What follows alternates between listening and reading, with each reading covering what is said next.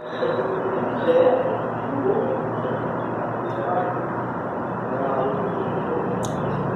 pessoal, vocês que acompanham a página dos Jornalistas Livres, das mídias dos Jornalistas Livres. Eu sou Rafael Mesquita, presidente do Sindicato dos Jornalistas do Ceará e diretor de mobilização da Federação Nacional dos Jornalistas, a FENAGE.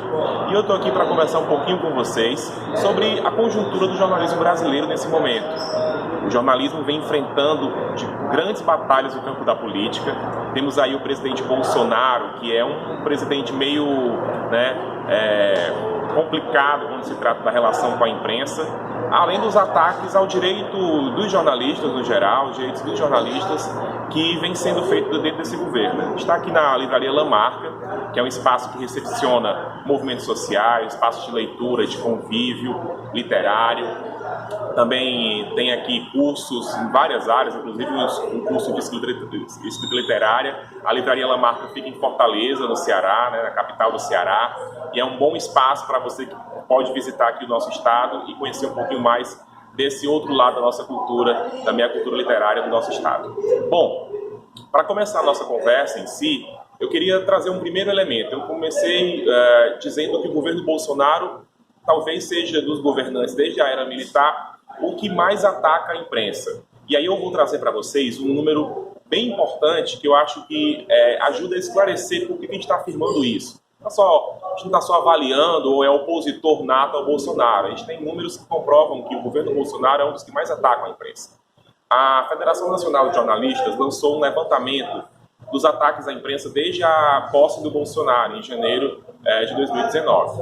E nesse momento já se registram, segundo o número fechado até novembro, 111 ataques de Bolsonaro aos meios de comunicação e aos jornalistas. Isso prova que esse governante tem tentado governar meio que reprimindo toda opinião contraditória ou opinião crítica ao seu governo. Esse é o primeiro levantamento feito pela FENAGE de governantes. Anteriormente nós fazíamos uma análise geral dos ataques à imprensa, só que os números relacionados a Bolsonaro ficaram tão altos que nós precisamos separar os ataques, as violências contra jornalistas no geral, dos ataques de governo, que é o caso do presidente. Então, todo ano, em dezembro de cada ano, em janeiro do ano seguinte, nós elaboramos um relatório da violência contra jornalistas. E esses números também provam que as violências contra jornalistas também vêm crescendo na atual conjuntura. Ou seja, fundamentalmente, o campo da política hoje tem pautado a violência contra os profissionais de imprensa. Isso tem tudo a ver com a nossa democracia. Você que mora, por exemplo, em São Paulo, que acompanha a Folha de São Paulo, que acompanha o Estado de São Paulo, que são dois jornais de perfis completamente diferentes, você vai perceber que dentro desse relatório da FENAGE, tanto o Estado de São Paulo, um jornal mais à direita, como a Folha de São Paulo, um jornal pretensamente mais progressista, eles são igualmente atacados por Bolsonaro. Então todo o espectro político, digamos, que também circunda a imprensa, seria atacado pelo governo Bolsonaro, e isso é bem característico para mostrar, na verdade, que esse governo talvez tenha um viés muito autoritário. Acho que a grande conclusão que a gente tira desses relatórios, dessas análises que são feitas hoje pela diretoria da FENAGE, com apoio de pesquisadores, é de que as características de um governo autoritário, de um totalitarismo à brasileira, de uma democracia em decomposição, como disse lá o documentário recente que saiu, Democracia em Vertigem, talvez seja o exemplo forte dessa situação que a gente está vivendo. Outra característica fundamental, que eu acho que todo mundo que está acompanhando a gente pode compartilhar esse vídeo depois, pode também passar para os seus colegas, para discutir um pouco essa realidade. Outra característica fundamental da relação do governo Bolsonaro com a imprensa brasileira é de que ela tem sido pautada também no campo da cooptação. Existem também veículos de comunicação que aderiram ao governo e esqueceram o seu papel crítico, porque quando a gente está na escola de jornalismo, é importante que vocês entendam isso também, é nos ensinado que nós temos sempre que produzir conteúdos, matérias, informações, notícias voltadas para o interesse público. Qual é o público? Quem é o público? O público é formado pela massa da população. E a massa da população é majoritariamente, por exemplo, pobre. No Brasil nós temos aí pelo menos um terço da população que está em modalidade de subemprego. um terço da população vivendo com renda abaixo de R$ 400. Então, temos tanto as pessoas pobres como também uma faixa de miséria que voltou a crescer. Então, quando a gente fala de interesse público no jornalismo, a gente está querendo dizer que o jornalismo tem que se voltar para essas maiorias sociais e para os interesses e demandas dessas maiorias sociais. É o que diz, por exemplo, o nosso Código de Ética Nacional dos Jornalistas. Pronto, entenderam que é como a gente pauta a nossa atividade profissional a partir dos desígnios que a gente aprende ainda na universidade. E o que tem acontecido com esses veículos de comunicação que, de alguma forma, aderiram, né, ao governo Bolsonaro e, ao invés de produzir jornalismo, estão basicamente produzindo aí, talvez, uma relações públicas do governo ou uma publicidade do governo. Por exemplo, são eles o Grupo Record, né, a Record TV e toda a rede de emissoras que a Record TV possui, sites de notícias, e o Sistema Brasileiro de Televisão, o SBT, são dois exemplos nessa conjuntura de grupos de comunicação que aderiram ao governo. Ao aderir ao governo, eles fazem, por exemplo, pautas que estão sempre colocando positivamente propostas até que são nefastas para o povo, como eu expliquei para vocês. Situações como determinadas ações autoritárias, corte de benefícios, redução do Bolsa Família, redução de conselhos de participação social, quebras de paradigmas históricos que foram construídos pelo menos nos últimos 20 anos, desde os governos do Fernando Henrique Cardoso, passando pelos governos de Lula e Dilma, de, por exemplo, garantir uma renda mínima para a população, de programas que possam atender de fato a população, de incentivos, por exemplo, aos pequenos negócios. O governo Bolsonaro acabou de cortar várias profissões, várias atividades profissionais do campo dos microempreendedores individuais, por exemplo, artista, músico, uma MP que saiu agora dias atrás, já não podem ser microempreendedores individuais dessa categoria, ou seja, pagando menos impostos, ajudando a desenvolver, inclusive, o trabalho desse pessoal que trabalha como freelancer, faz um show numa noite, depois apresenta uma notinha fiscal lá no espaço que fez o show, e essa nota fiscal de MEI era com incentivo, obviamente, pagando o mínimo de imposto.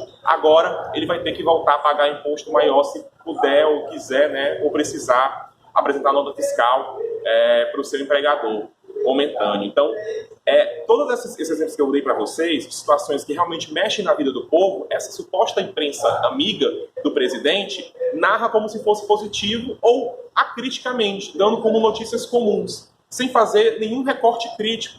Pensar, por exemplo, isso que eu expliquei para vocês. O que está acontecendo com aquela pessoa que antes dependia da MEI? Será que essa proposta de governo realmente ajuda ou atrapalha a população? Então, esse tipo de análise, eu queria que você, ouvinte, você, espectador, nosso público aí na internet, fizesse esse debate junto comigo e podem comentar aqui no vídeo, para a gente poder entender, né? Estou explicando para vocês como se faz um pouco o jornalismo de forma muito rápida, mas ao mesmo tempo dizendo que ter um governo que é amigo de setores da imprensa, ou a imprensa que é amiga de setores do governo, não funciona muito bem no plano democrático. Eu acho que as relações precisam ser pautadas na ética, mas não de forma crítica, que é o caso desses veículos aqui que eu citei para vocês. Então temos duas situações. De um lado, os meios de comunicação que de alguma forma produzem jornalismo crítico, que realmente apuram os fatos e mostram as contradições e os problemas do governo, são severamente atacados por Bolsonaro. E de outro lado, há um adesismo, como aconteceu ainda na ditadura militar, de veículos de comunicação que passam a ser veículos do próprio governo, talvez. Noutra via, e é importante que todo mundo entenda isso como realmente um obstáculo ao nosso dia a dia, mais na frente isso tem impacto na nossa vida, temos questões macroeconômicas sendo discutidas pela imprensa, e aí de forma também acrítica, como a reforma da Previdência, que é um terceiro elemento que eu queria incorporar nessa discussão. Se de um lado, veja bem, se de um lado eu tenho o Bolsonaro crítico, a imprensa crítica, por exemplo, a corrupção que acontece já nesse governo, os escândalos dos laranjas dentro do partido do presidente, isso é um ponto. De outro, temos a imprensa que é amiga do presidente, e de outro lado nós temos pautas que os veículos de comunicação comerciais, sejam os críticos ou os acríticos, se incorporam junto para defendê-la, que é o caso da reforma da Previdência. Para vocês verem como é complicado discutir comunicação e imprensa no Brasil, sobretudo no Brasil de 2019. E aí, nesse terceiro exemplo, nós temos a situação da imprensa que, mesmo que de alguma forma produza um conteúdo crítico, quando se trata dos seus interesses econômicos e ideológicos, que entra aí a questão da reforma da Previdência, do direito previdenciário, que com a reforma, por exemplo, há um incentivo a que bancos privados passem a operar com mais força nesse segmento, os veículos de comunicação passam a fazer o adesismo a essa pauta. E quando os veículos de comunicação passam a aderir à pauta da reforma da Previdência, eles constroem discursos completamente favoráveis a uma questão que é da ordem social, é uma questão que vai afetar a sua vida e que, no caso específico dessa reforma que passou no Congresso Nacional, ela é completamente danosa para a população brasileira. Ela cria uma série de instrumentos que vêm piorar, né, ou dificultar o acesso ao direito previdenciário do povo brasileiro, que vem, por exemplo, impor, né, pensões por mortes de 50%, que vem dificultar o acesso à população mais pobre, que pegava lá a rabada do benefício previdenciário, que se tornava, né, que passava a receber essa contribuição com salário mínimo. E ainda teve as tentativas de, por exemplo, modificar o BPC, que é um benefício voltado para idosos carentes, voltado para pessoas com deficiência. Então, a gente tem uma série de situações que são bem graves para a população, relacionadas à reforma da Previdência, mas que a mídia que você assiste, o Jornal Nacional, o jornal que você lê na sua cidade, a rádio que você escuta, sendo comerciais, sendo veículos empresariais, eles narraram positivamente as mudanças na reforma e também disseram ao mesmo tempo, é fazer isso ou não ter previdência daqui para frente. A gente sabe que isso não é verdade. Não é feito, por exemplo, o debate, quando se trata dessa questão, de que boa parte dos recursos da Previdência Social são desviados para pagamento da dívida pública brasileira. E, ao mesmo tempo, não é debatido que dívida pública é essa, né? Por que ela tem somas tão altas e por que ela se reproduz tão fortemente? E quem a dívida pública alimenta? Se a gente fizer uma ligação, eu comecei falando que os bancos provocam a reforma da Previdência e termino dizendo que os bancos são os maiores beneficiários de todo esse sistema, inclusive do sistema da dívida, né? Que arrecada volumes altíssimos de juros exorbitantes que poderiam ser, inclusive, revistos pelo Estado através de uma auditoria da dívida pública, e aí no caso nós, como movimentos sociais, sindicatos, defendemos uma auditoria cidadã da dívida pública, que você, por exemplo, está na sua casa, eu que estou aqui conversando com vocês, possamos participar dos debates de revisão, né, de fiscalização dessa dívida pública brasileira. Isso foram só exemplos, gente, para você que está assistindo o vídeo aqui desde o começo, para mostrar de como a gente precisa se preocupar quando se trata de informação de qualidade. E relacionei, obviamente, todas as situações ao governo Bolsonaro. Esses exemplos iniciais são muito importantes para você que está me acompanhando entender uma outra decisão do governo que vem afetar a categoria dos jornalistas. Vamos lá. Você está aí na sua casa, vamos imaginar que vocês fazem parte aí de uma família de 4 pessoas. Mulher, marido, 2 filhos. Uma família tradicional brasileira, aquela que o Bolsonaro adora. Muito bem. Essa família tradicional brasileira aí, vamos dizer que seu marido seja se você é minha ouvinte, vou dizer que seu marido seja bancário. Você é dona de casa. Seus 2 filhos, obviamente, estudantes da escola pública, porque salário de bancário não dá para pagar a escola particular. Pois bem, o seu marido bancário hoje foi afetado por uma outra medida provisória do governo Bolsonaro, a medida provisória 905. Até então, os trabalhadores bancários poderiam, por exemplo, trabalhar de segunda a sexta-feira, né, naquele regime de carga horária que eles possuíam dentro da empresa de 6 horas, e dentro desse espaço de tempo, obviamente, ele tinha lá os seus benefícios, todas as suas garantias que estão previstas em instrumentos chamados convenções coletivas de trabalho. Vou citando para vocês que eu vou explicar depois detalhadamente isso. O trabalhador bancário foi afetado com essa MP do Bolsonaro porque, a partir de agora, ele poderia ser cobrado a trabalhar aos domingos. Os bancos nem abrem aos domingos. Aliás, desculpa, gente, aos sábados. Os bancos nem abrem aos sábados. E houve uma demanda do Bolsonaro de abertura dos bancos aos sábados. Só que ele não combinou nem com a FEBRABAN, né, que é a Federação Nacional dos Bancos. É tão surreal que essa medida do Bolsonaro foi colocada agora recentemente em discussão na mesma negociação dos bancários, e eles chegaram à conclusão de que nem os trabalhadores, nem os bancos queriam trabalhar aos sábados, para vocês verem como as atrocidades do governo ocorrem diariamente.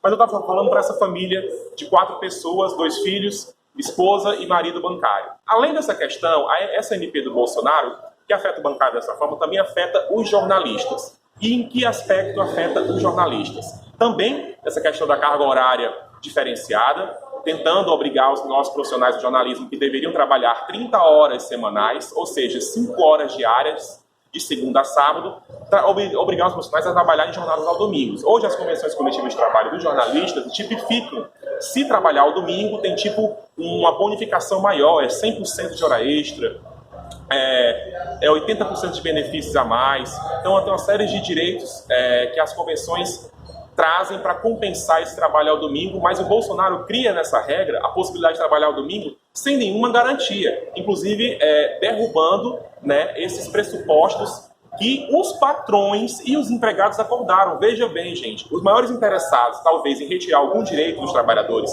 imediatamente seriam os patrões, ok? Mas o Bolsonaro é tão surreal as ações do governo dele que ele propôs, através de um MP, uma questão que estava solucionada entre trabalhadores e empregados. Um conflito que não existia, ele passou a criar, que é o trabalho aos domingos para determinadas categorias que já tinham, como eu dei o exemplo para vocês, a situação do sábado dos bancários e o domingo para os jornalistas. Mas tem mais um ataque aos jornalistas.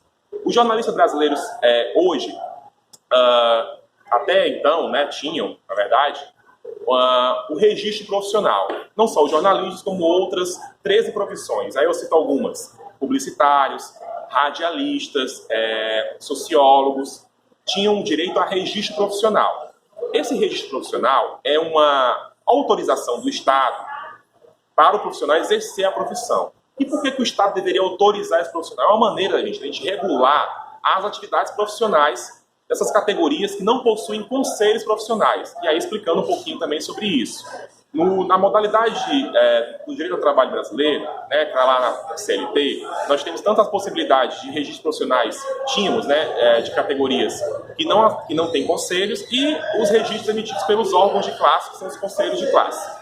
Um exemplo de profissão que tem conselho de classe, onde o Estado passa a autorizar que essa entidade emita os registros profissionais desses trabalhadores, é o Conselho Federal de Medicina, que passa a emitir, né, que emite o registro profissional de médicos, que certifica lá a atividade profissional do médico e também fiscaliza. No nosso caso específico, como nós não temos conselho profissional, a atividade do jornalista não tem uma fiscalização tão forte, como tem, por exemplo, a dos advogados, a dos médicos, a dos bibliotecários, né, a dos psicólogos, todas as que têm conselhos. Nós tínhamos apenas o registro profissional como critério realmente de organização e de acesso à profissão. Isso foi cassado pelo Bolsonaro. Essa situação tem a ver com o que eu falei para vocês no começo. À medida em que o Bolsonaro vê a parte da imprensa como adversário, ele tenta criar medidas na sua cachola para atacar esses profissionais. E uma das situações que ele conseguiu elaborar, né, mesmo com as limitações intelectuais dele, foi justamente essa de tirar o básico do básico da atividade do jornalista, que é a possibilidade dele se registrar enquanto profissional.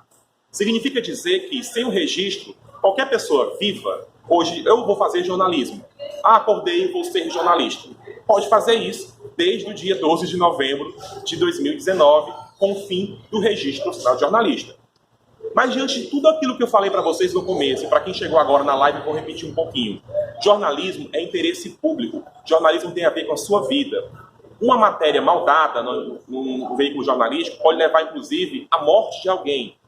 Não sei se vocês lembram, quem é mais velho um pouquinho lembra, um caso chamado da Escola Base, né, que é uma escola que tinha no Sudeste brasileiro, em que os donos foram acusados de, né, violarem, né, explorarem sexualmente as crianças que faziam parte da escola.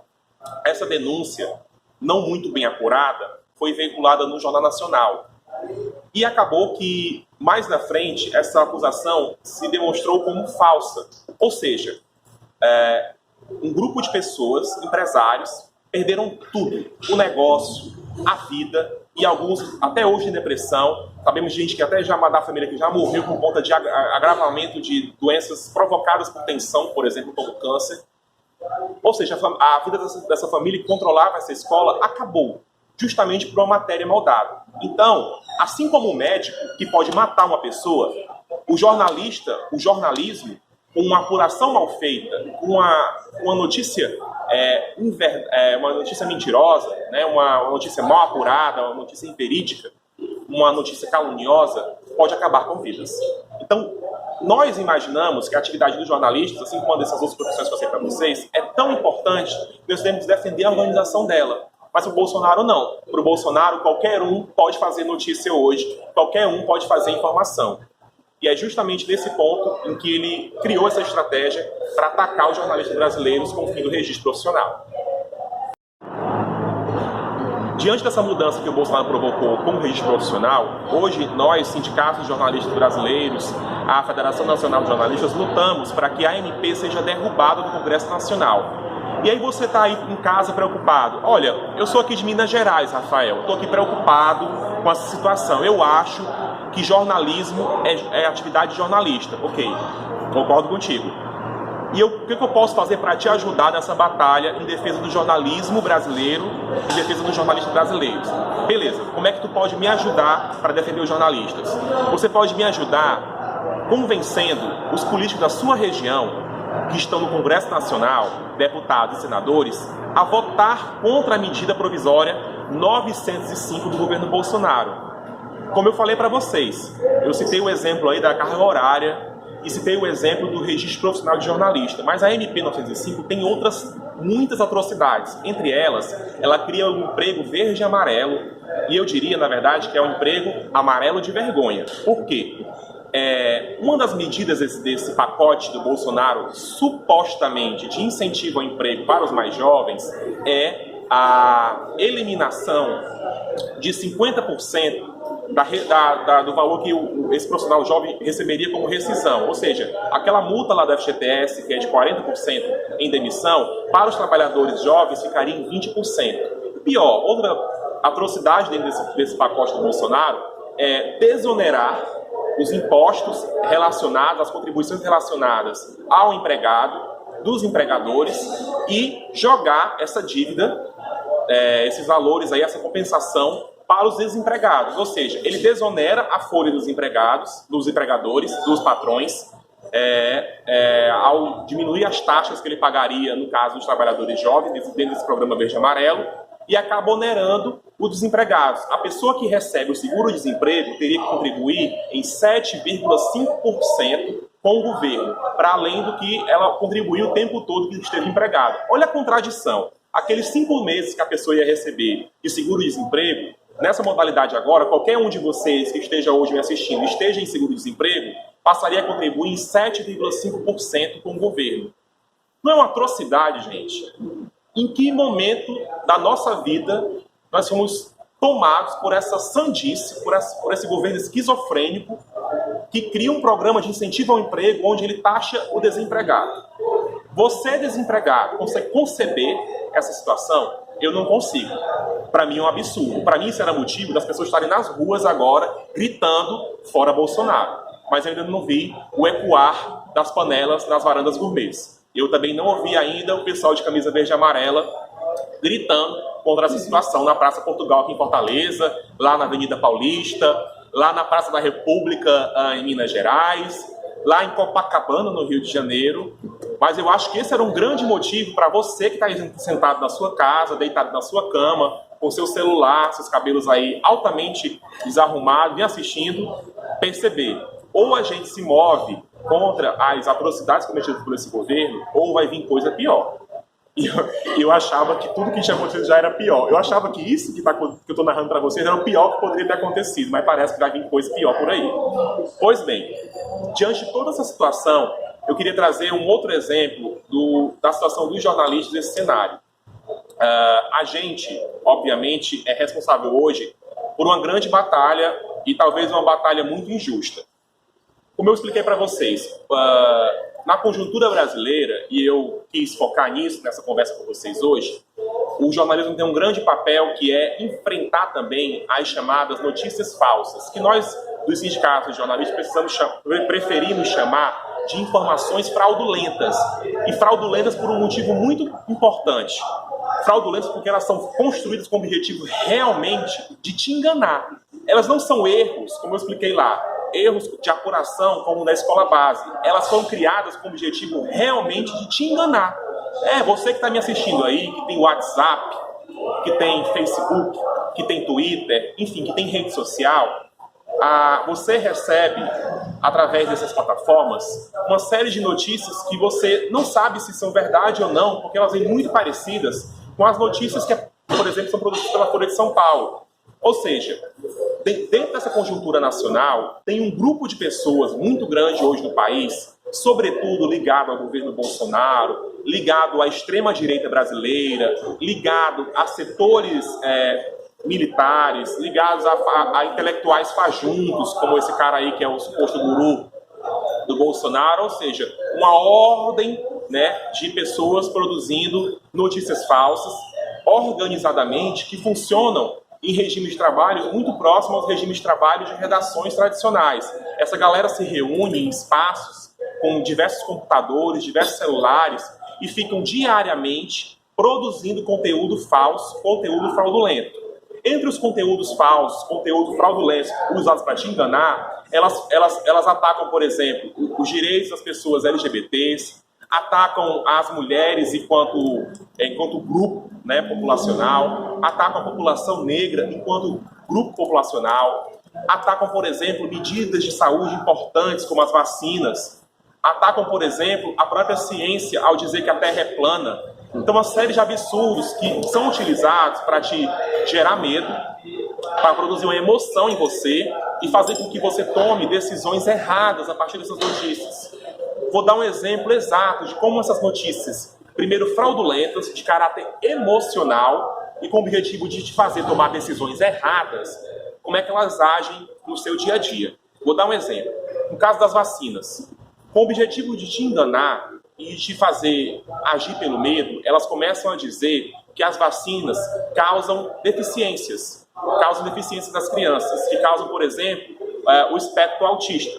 O espectro autista tem, se eu posso estar errado aqui, depois a gente pode conversar sobre isso, mas até onde eu li, a partir de estudos realmente científicos que eu consegui acessar, o espectro autista tem característica da formação genética, tem uma série de situações que não são relacionadas, por exemplo, ao uso ou não de vacinas. Mas tudo bem, não acontece depois que a criança nasce, inclusive. Ele acontece na geração da criança. Mas tudo bem. A galera está dizendo que as vacinas causam distúrbios nas crianças. E aí, por que eles utilizam dessa estratégia?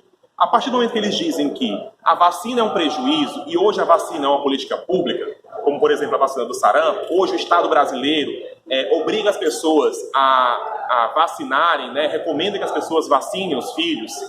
Eles dizem assim, olha, a vacina é um problema, ela causa deficiência, ela causa distúrbios às crianças, mas eu tenho um remédio para essa solução, eu tenho um remédio para essa situação, eu tenho a solução para essa crise.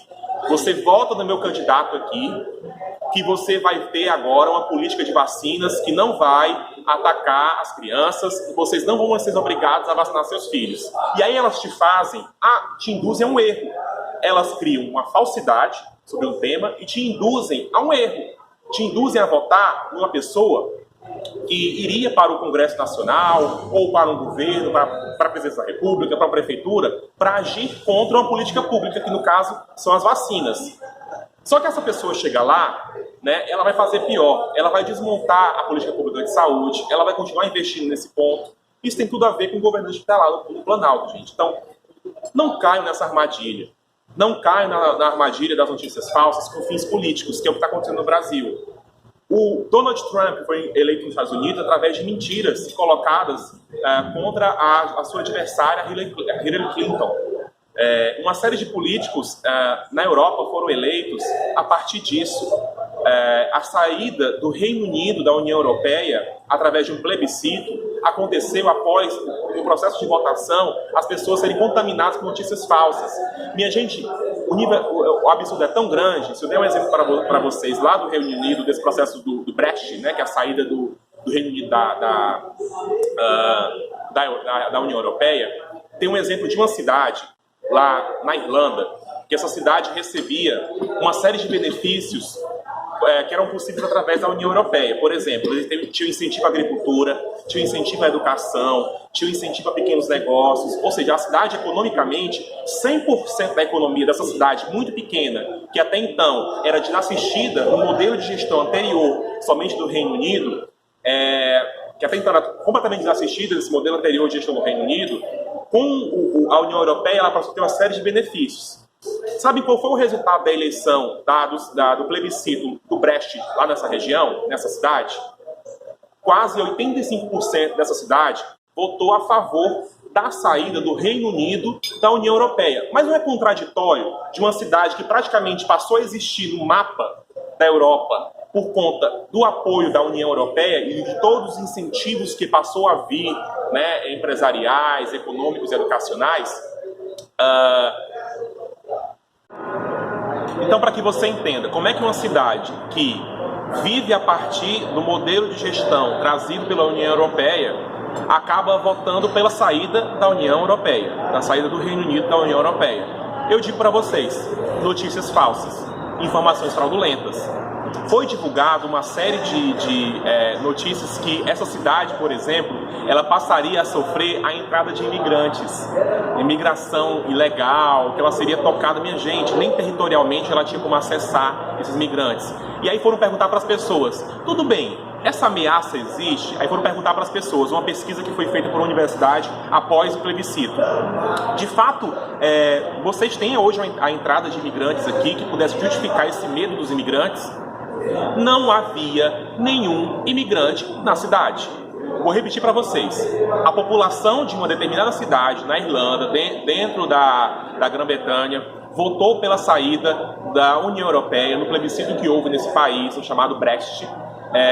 Votou a favor com medo de uma ação de imigrantes na cidade, sendo que a cidade nunca foi afetada pela ação de imigrantes. Não há um único imigrante registrado naquela cidade.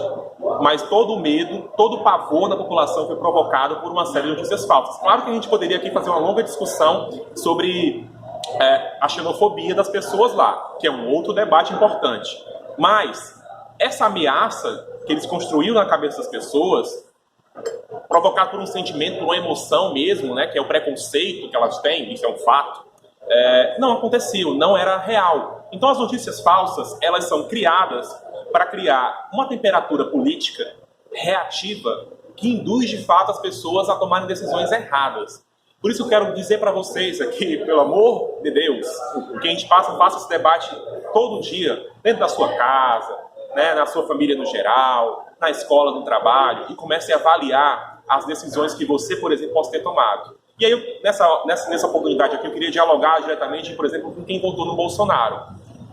Será que você não foi ludibriado durante a eleição do Bolsonaro? Será que você não votou no Bolsonaro porque ele construiu uma série de fantasmas, te ameaçou, né, com diversas situações de que, por exemplo, havia uma ditadura gay, comunista em processo de implantação no país? Ou seja, você pode ser uma pessoa que defenda, inclusive, a Bíblia como valor familiar, né, que defenda a família formada por homem, mulher e filhos, ou seja, a chamada família tradicional, no caso, família tradicional brasileira. Você pode ter esses valores, eu não estou aqui discutindo os teus valores, eu quero pensar junto contigo, tá bom?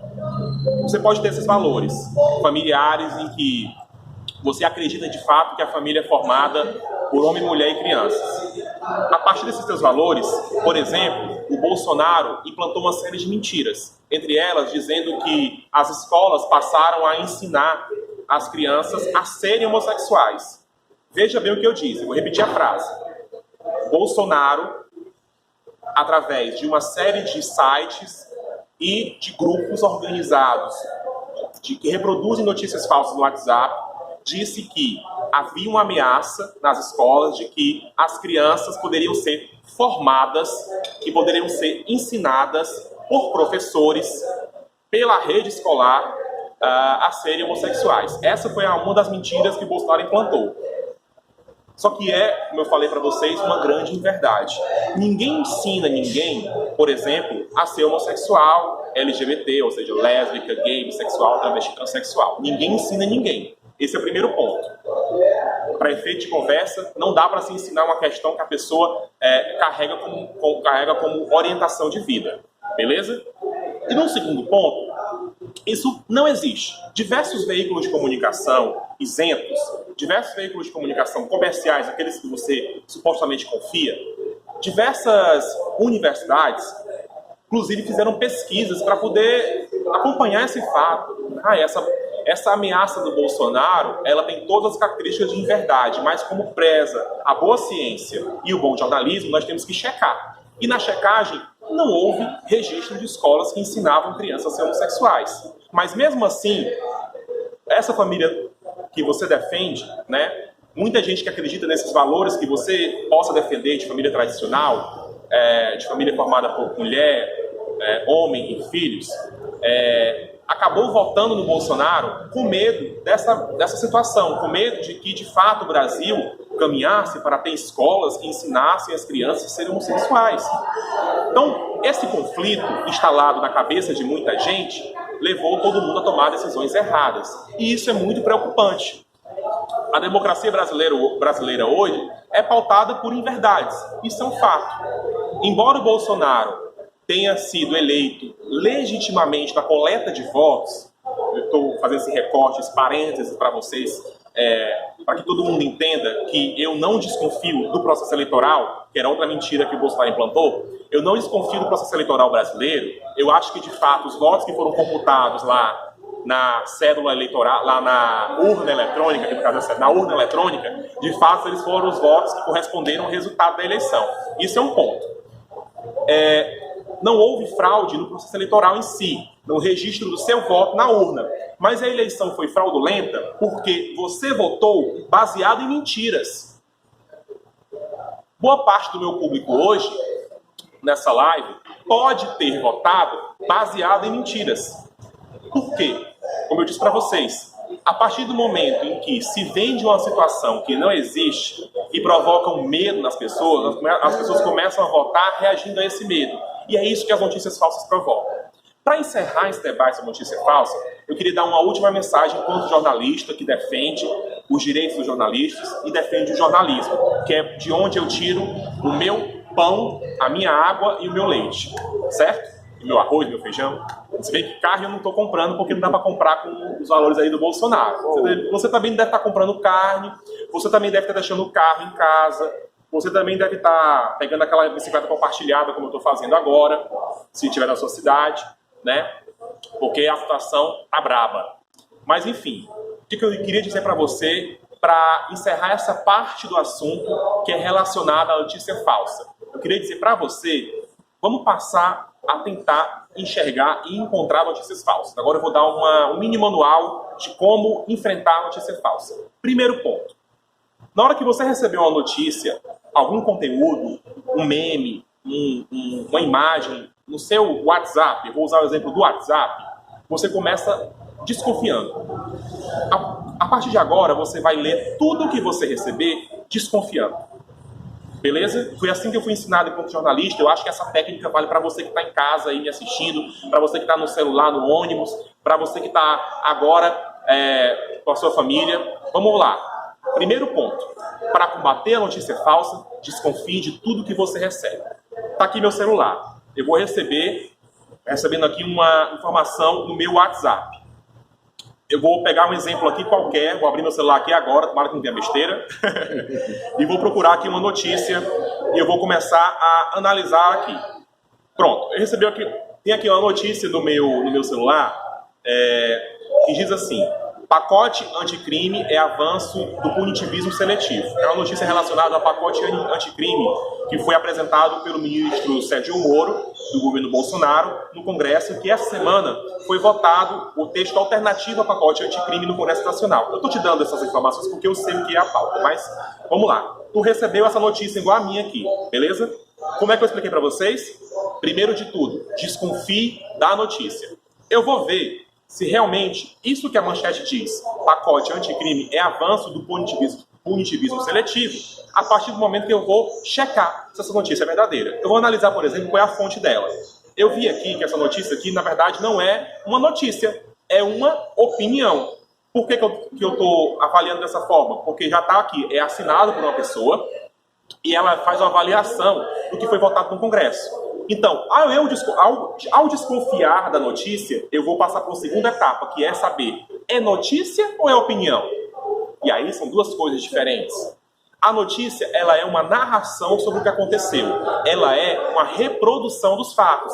Ela é uma reprodução, por exemplo, no caso do pacote anticrime, do que foi aprovado no Congresso. Olha, o pacote anticrime que foi votado não foi o do Sérgio Moro. Foi uma modificação que os deputados apresentaram no Congresso. Ele é mais leve no sentido do punitivismo de fato, porque ele passa a incorporar uma série de características que não tinha no pacote anticrime. E, por exemplo, não libera os policiais para matar livremente. Isso é notícia. Ela diz o que aconteceu com o pacote anticrime. Nesse modelo que eu recebi aqui, já é uma avaliação de que, em nenhum dos casos, tanto o que foi apresentado pelo Sérgio Moro, como o que foi votado no Congresso em substituição pelos deputados, é benéfico. Para essa pessoa que está avaliando, tudo foi ruim, porque tudo estava no país um modelo de gestão chamada punitivista. Então para que você entenda, primeiro ponto, eu chequei essa informação, eu comecei desconfiando. E a partir do momento em que eu desconfiei, eu descobri, é notícia ou opinião? Essa que eu percebi aqui é opinião. Então, se ela é opinião, você vai começar a pensar, eu não posso me basear nessa notícia, a não ser que eu concorde com a opinião dele, mas eu tenho que saber, não é o fato em si, é uma opinião sobre o fato. É como se eu vou dizer aqui para um exemplo bem simples para você, tá? A xícara de café. Eu recebi aqui um cafezinho, certo? Qual é a notícia relacionada ao café? Uma xícara branca com café preto dentro. Café preto adoçado. Beleza? Essa é a informação. Eu narrei o que tem aqui. Qual é a opinião sobre o café? Ah, o café é fraco. Essa é uma opinião sobre o café. Ah, o café é doce demais. Essa é uma opinião sobre o café. Ah, o café é forte demais. Essa é uma opinião sobre o café. Mas qual que é o fato fundamental? Se eu der aqui para o meu vizinho, a minha vizinha que está aqui do meu lado me assistindo, ela vai dizer, não, eu não acho que o café está fraco, eu acho que está forte. Ah, mas eu acho que está fraco. Então são opiniões sobre o fato. Mas o que é fato? É café. O que é fato? É uma xícara branca. Isso é notícia. Se o café está forte ou amargo, é o gosto da pessoa. E isso vai ser uma avaliação opinativa. E isso eu estou ensinando você a separar notícia de opinião. Outro ponto, cheque o endereço da sua notícia. A notícia que eu recebi é uma opinião do Partido Comunista do Brasil. É uma opinião de um partido político. É uma opinião ideológica. Ao checar também o endereço, eu confirmei. É opinião. É uma opinião de um partido político. Mas você pode receber uma notícia aí travestida de notícia verdadeira, né? Digamos, de uma notícia produzida por jornalistas. Como é? Hoje, por exemplo, tem um endereço que é muito próximo à Folha de São Paulo, né? Folha do Povo. Aí a pessoa lá cria lá, folhadopovo.com.br. Na Folha de São Paulo é folha de São Paulo, né? .com.br. Aí a Folha do Povo, que é o veículo que eu estou dizendo aqui como exemplo, como um veículo produtor de notícias falsas, ele não existe enquanto jornalismo de fato. Você vai lá olhar, ele não tem as características de um veículo jornalístico, ele tem muita opinião, as matérias são sempre com manchetes exageradas, por exemplo, sempre se faz um recorte muito brusco na citação, né?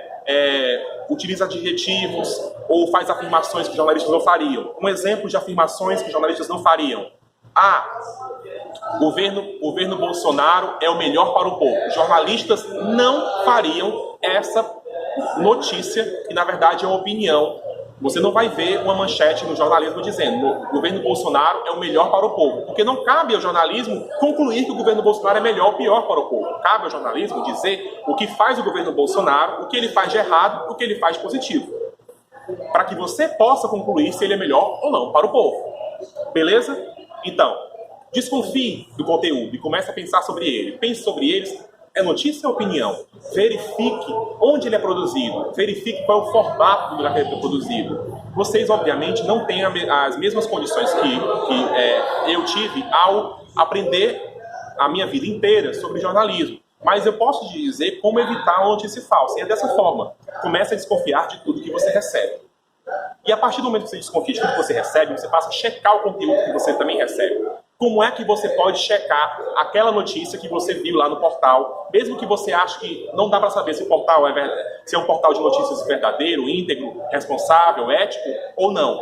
Se você não conseguiu concluir depois desses 3 exemplos que eu dei para você, a quarta tarefa que você vai fazer para saber se a notícia é falsa ou não é você checar se outros sites de notícias deram a notícia conforme o que foi dado por esse site que você leu. Então, eu olhei lá na Folha do Povo a notícia de que o PT estava ensinando as crianças sobre sexo nas escolas. Aí, para saber se isso é verdade, eu vou lá olhar em outros veículos. Como é que eu faço? Google.com. Coloca lá no Google, Google é um buscador, né? A gente chama hoje de pai Google, né? De Google Orixá, que ele vê o futuro, vê preditivo, né? Eu vou lá no Google e escrevo: PT ensina crianças a fazer sexo nas escolas. Aí, depois que eu coloco isso no Google, eu vou receber uma série de matérias que vão começar a aparecer na minha tela, no meu celular, uma série de matérias dizendo sobre esse assunto. Aí eu vou começar a olhar. Por exemplo, eu sei que existem alguns veículos comerciais que são tradicionalmente veículos de notícias. Eu citei para vocês a Folha de São Paulo, o UOL, né?